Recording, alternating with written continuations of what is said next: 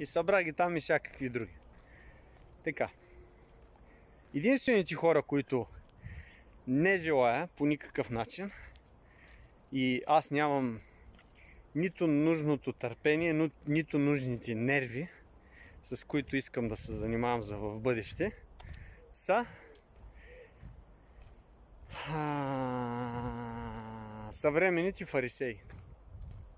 Съвременните фарисеи. Аз с такива хора не мога да се разправям, нямам нерви, признавам си, ето пред широка публика, и ви казвам, че мога да се занимавам с всякакъв тип хора, но с такива не мога.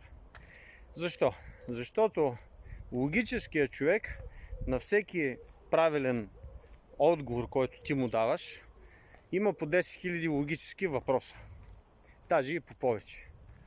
Винаги е да, ама. Да, ама. Да, ама. Да, ама. Ти му отговаряш, той ти казва да, ама. Сега, такива хора не ми трябват.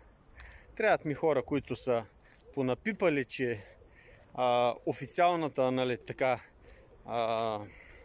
официално хората, които така най-много четат словото, най-много го разбират, най-много така, уж най-много го разбират, уж най-много го четат, уж, нали, така, а па същевременно живота им се различава и разминава с това, което те говорят по принцип.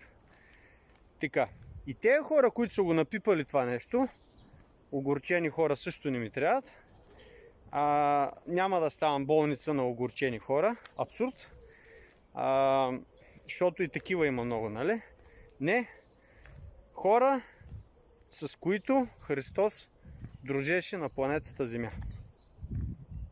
Да припомна, че той се яви първо на Мария Магдалина, от който беше изгонил 7 демона. Първо на нея се яви.